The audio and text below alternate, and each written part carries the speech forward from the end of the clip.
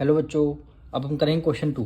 If x and y are inversely proportional find the value of x1 y2 y1 and y2 in the table given below. कह रहा है x and Y की जो values हैं आपको inversely proportional ये given है, यानी x and y are inversely proportional.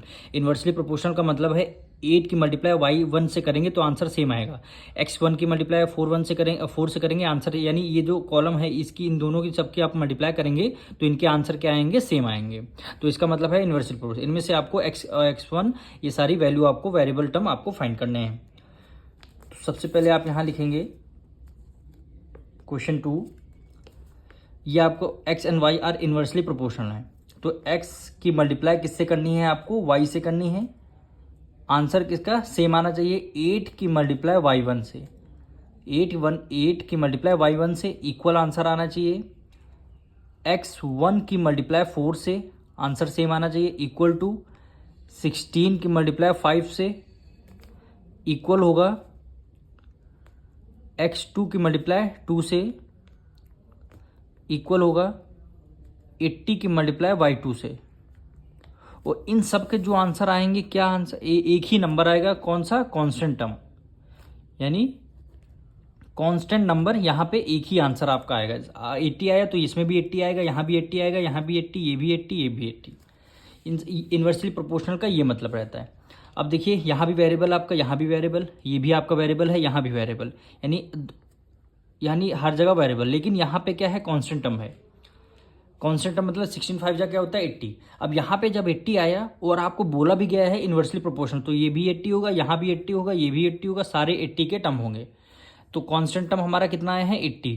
तो यहाँ पे हम लिख लेंगे हमारा 80 कांस्टेंट टर्म आया है।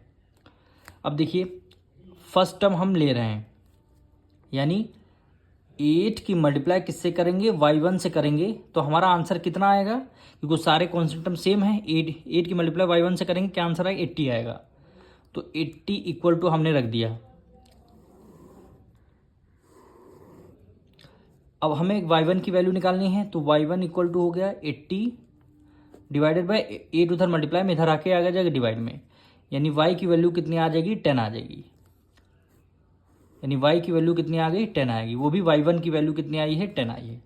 अब इसी तरह x1 मल्टीप्लाई 4 लिखना है, यानी x1 मल्टीप्लाई बाय 4 लिखना है। कांस्टेंट टर्म हमारा कितना 80 है, इक्वल टू 80 कर देंगे। अब आपको x1 की वैल्यू निकालनी है, तो 80/4 कर देंगे, यानी x1 की वैल्यू कितनी आएगी, 4 2 8, x1 की वैल्यू कितनी आ गई, 20 आ गई। अब 16 ये तो 80 आपको पता ही है। अब इन दोनों की वैल्यू आपको निकालनी है, यानी x2 की मल्टीप्लाई किससे आपको 2 से करनी है, क्या आंसर, कांस्टेंट टर्म आपका 80 है। x2 की वैल्यू निकालनी है आपको, इक्वल टू 82, उधर मल्टीप्लाई में, इधर आके डिवाइड में हो जाएगा, यानी x2 का 2 4 जा क्या हो जाएगा, 8 हो जाएगा। यानी x2 की वैल्यू कितनी 40 आ गई, x1 की वैल्यू 20 आई है। अब बचा के केवल 80 मल्टीप्लाई y2 की वैल्यू बची, यानी 80 मल्टीप्लाई y2 कितना आ गया, 80 आएगा। अब y2 की वैल्यू निकालनी है, तो y2 को इधर ही रखेंगे, 80 उधर मल्टीप्लाई, इधर आ गया किसमें, डिवाइड में आ जाएगा, यानी y2 की वैल्यू कितनी आ जाएगी, 1 आ जाएगी। यही क्या हो जाएगा, आपका आंसर आ जाएगा, क्योंकि क्वेश्चन में बोला गया था इनवर्सली प्रोपोर्शनल है। इनवर्सली प्रोपोर्शनल का मतलब है इन दोनों नंबरों की जब आप मल्टीप्लाई करेंगे तो आंसर क्या आएगा, सेम आएगा। तो एक नंबर 16 या 80 हमें पता लग गया, तो सारे नंबर क्या होंगे, 80 होंगे। सारे नंबरों का प्रोडक्ट हमने 80 के इक्वल रख दिया, हमारे सारे आंसर निकल आए। अब मिलेंगे नेक्स्ट वीडियो में।